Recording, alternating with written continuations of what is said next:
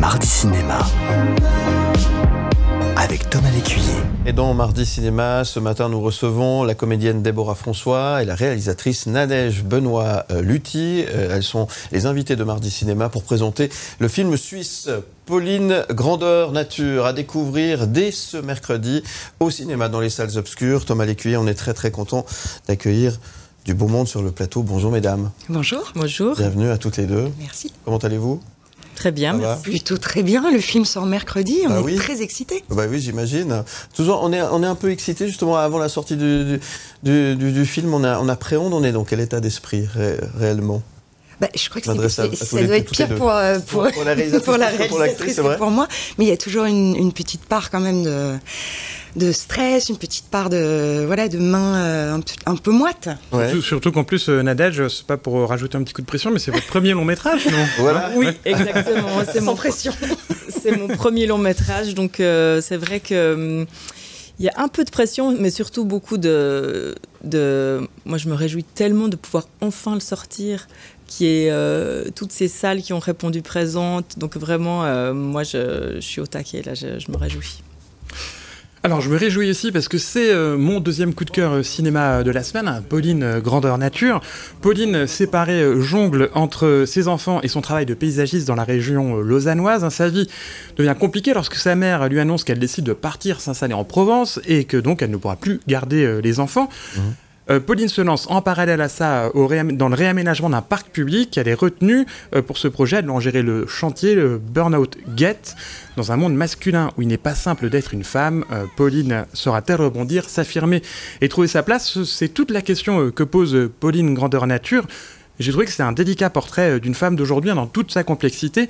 Et ce qui m'a d'abord frappé, dans cette jolie étude de caractère, c'est la délicatesse de l'ensemble, tant dans l'écriture du rôle que dans l'interprétation tout en finesse de Déborah. Pauline, elle est sur tous les fronts, elle doit gérer ses enfants, sa mère, sa carrière, sa vie sentimentale inexistante. Rien n'est facile, et pourtant, tout est si important. Alors, il est évidemment question ici de charge mentale, mais aussi de la difficulté à trouver sa place en tant que femme dans un monde d'hommes.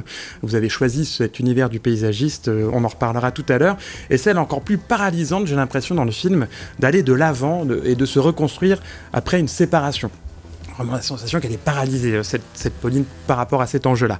Le grandeur nature du titre, c'est donc d'abord cette étude de caractère qui est très fouillée, qui rentre dans les détails de tous ces enjeux, et qui est aussi très pudique. Elle va explorer tous ces enjeux, mais en laissant une large part de liberté au personnage d'abord, et aussi au spectateur, qui va pouvoir interpréter les situations, parfois pleines d'humour. Je pense notamment au rôle de Baptiste Géliron, que j'ai beaucoup aimé. Et le grandeur nature du film, c'est aussi le lien très fort qui unit Pauline à la nature, justement. Un joli parallèle entre l'énergie vitale et la belle lumière de ce personnage, et puis la nature qui l'inspire, incarnée par un arbre magnifique qui va avoir toute son attention. Alors le film est découpé en plusieurs saisons, plusieurs mois du calendrier, et à mon avis, on pourrait aussi le lire comme une allégorie de la figure féminine, comme une nature profonde, à la fois mère nourricière, matrice, universelle et solitaire, un peu comme les haïkus de la mère de Pauline, qui sont bouleversants de tristesse. Est-ce que cette analyse vous parle, ou est-ce que je tape totalement à côté ?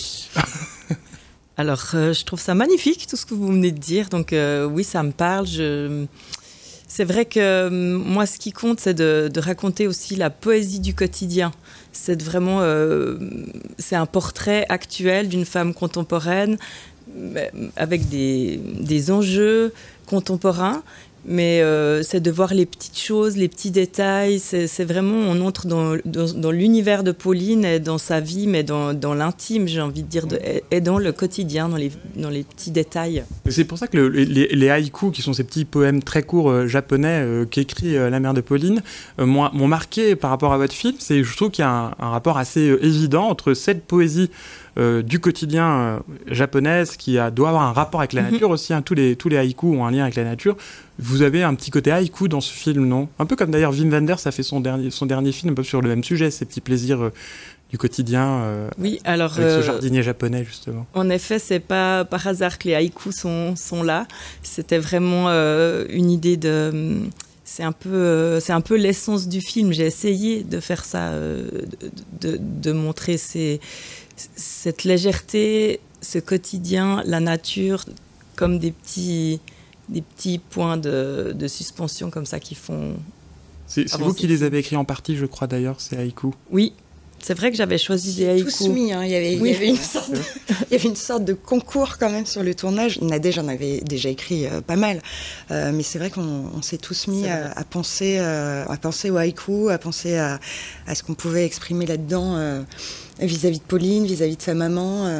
Et c'était un moment assez chouette du tournage de chercher. Oui, parce qu'en fait, j'avais trouvé des haïkus qui n'étaient pas En fait, on n'avait pas les droits pour ces haïkus. Du coup, c'est un peu l'équipe réfléchissait pendant quelques jours. Et chacun y allait de son petit haïku. C'était très sympa. Déborah, est-ce que vous aviez la main verte avant d'incarner cette paysagiste de métier ? Eh bien, j'ai absolument la main verte, figurez-vous. Ma maman a toujours travaillé avec des plantes. Son premier métier, c'était herboriste. Maintenant, elle m'a lancée dans les potagers. Donc, malgré le fait que je sois parisienne maintenant et que je n'ai qu'un balcon, j'ai la main assez verte, figurez-vous. J'ai des petites tomates sur mon balcon, j'ai un framboisier, j'ai des fraises, j'ai plein de choses. Oui, donc vous saviez de quoi vous parlez Oui, c'est vraiment quelque chose que j'adore. C'est quelque chose qui me parle vraiment beaucoup, ce rapport au végétal. Et je trouve qu'il y a quelque chose de très amusant là-dedans, en fait. Mais votre personnage, il développe un lien ténu avec un arbre magnifique. Il y a des séquences très tendres avec cet arbre. Est-ce que vous avez déjà essayé la sylvothérapie ? Alors, je pense que sans l'appeler la sylvothérapie, oui, bien sûr. Vous savez, c'est faire des câlins à des arbres, Philippe, si jamais. Moi, j'ai déjà essayé. Mais ça fait beaucoup de bien. Oui, en fait. oui, Il y a quelque chose où, de toute façon, être dans la nature, tout le monde le sait, hein, quand on a envie de se reposer, c'est vraiment quelque chose qui est hyper important, en fait. J'ai l'impression que, surtout quand on est en ville, enfin, ici, vous avez de la chance. En Suisse, c'est comme en Belgique, en 10 minutes, on est dans la nature. On a un peu moins de chance à Paris pour ça. Mais c'est vrai que c'est quelque chose que moi, je trouve vraiment essentiel pour pouvoir respirer. Vous avez déjà câliné un arbre, Philippe ? Pas récemment. Non, moi j'ai déjà essayé, c'est incroyable. Alors, si elle aime les arbres, Pauline, elle aime nettement moins les hommes, et quelque chose va marquer dans vos partis pris de mise en scène, c'est que l'ex de Pauline, il n'existe pas physiquement, il est uniquement matérialisé par une voix, à travers un téléphone d'ailleurs, ou à travers un interphone.